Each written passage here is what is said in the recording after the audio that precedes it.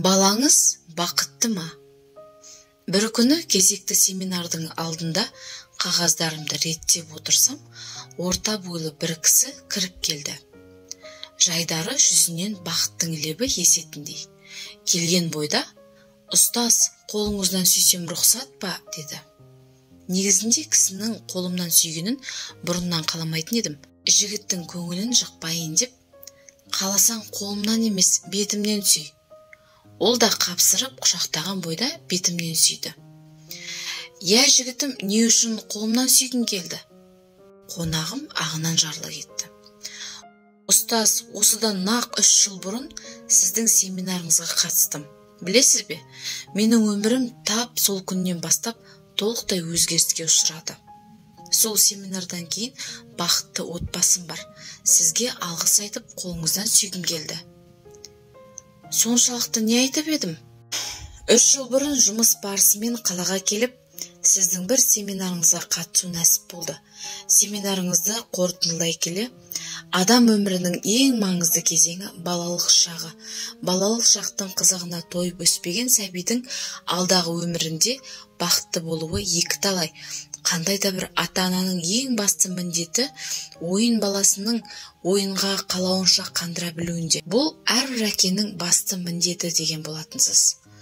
Сәл үнсіз тосып, есіне әлденелерді түсіргендей. Осы сөздеріңізді естіген сәтте терең ойға шомылдым.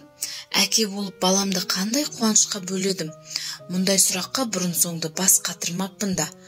Ойлап қарасам, өмірімде баламды қуантуға, ойнатуға, немесе көңіл бөлуге еш әрекет жасамаппын. 9 жастағы ұлым мені көре сала ынжырғасы түсіп, көзіне көрінбеуге тырысады. Не үшін менен құтылуға асығатын білемісіз, ұстаз? Не үшін? Өйткені баламды көрісімен үй тапсырмасын орындадың ба деген сұрақтан бастайтынмын. Ұлым ынжырғасы түсіп, төмен қарап, орындамаған түр танытады. Ашуға булығып, ауыр сөздер айтып, арғы жағын айтуға аузымда бармайды. Терең күрсінді. Семинар біткесін жол бойы ойландым. Автобуста мүлде ұйықтай алмадым. Содан не керек, үйге келіп әйеліммен ақылдасуды жөн көрдім. Кешкісін балам ұйықтағасын, жұбайымды үстел басына шақырып, бүгін мен керемет бір семинарға қатыстым. Бала тәрбиесіне қатысты көп пайдалы кеңестер алдым. Түсінгенім, біз баламызға жақсы ата-ана бола алмай жүрген сыңайламыз. Мейлі сабағын оқымаса оқымай-ақ қойсын.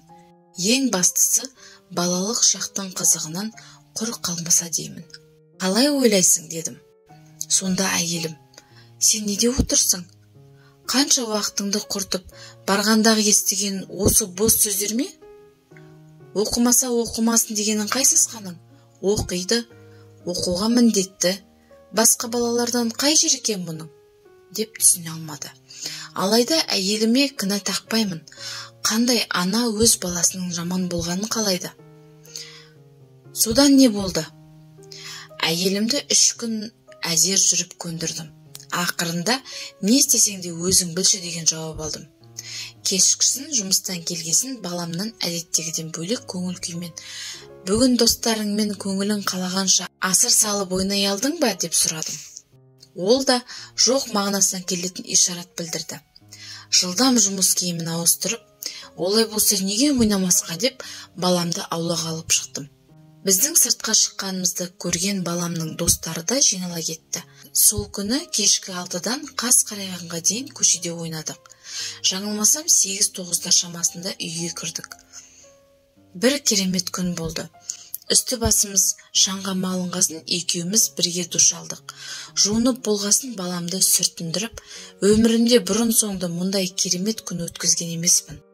Жұмыстан келгесін әрдайым кешкісін екеуміз ойынға шығуды әдетке айналдырдық.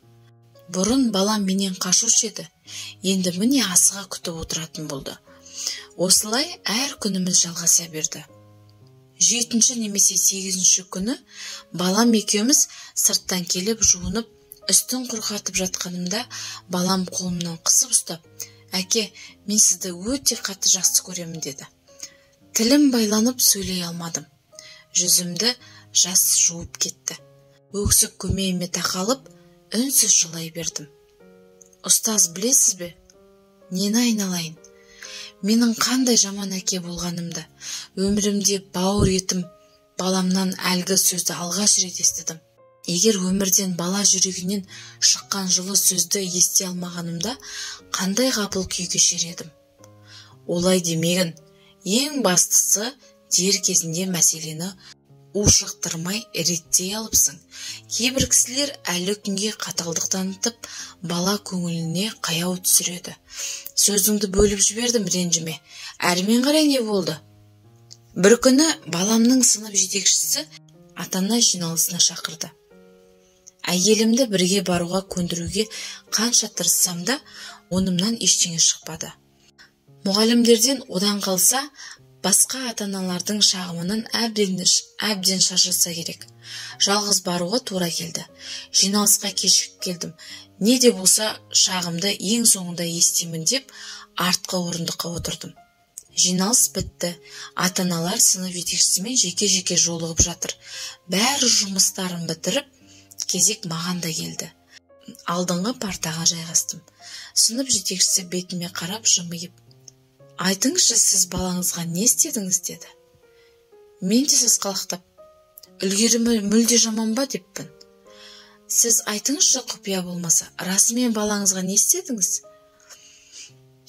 Қандай да бір ата-анадан менің баламның үстіне шағым түсті ме, әлде үлгерімі мүлде нашар болғаны ма? Жоқ, мүлде олай емес. Керісінше аз уақыттың ішінде балаңыздың сабақ үлгерімі, тәртібі, тіпті мінезіне дейін күрт өзгерді.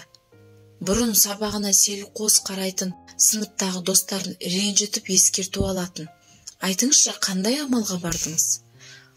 Мен жылаған күйі тапжылмай отырып қалдым. Қолымнан келген жалғыз нәрсе ол да жылау. Құдайым-ай, балапанымды өз қолыммен қор қылып жүрген екенмін ғой. Егілген бойда үйге келдім. Жылай-жылай көзім жабылуға аз қалған болатын.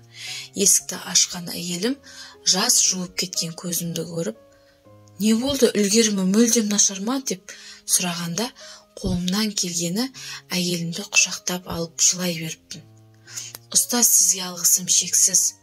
Маған бақытқа жетудің жолын сіз көрсетпегенде, бүгінгі отбасының жағдайы қалай болар еді? Сол күннен бері бақытты шаңырақ аясында өмір сүріп жатқан жайымыз бар. Осы себепті сәлем беріп, қолыңыздан сүйіп кетуді жөн көрдім. Сізге Алла разы болғай.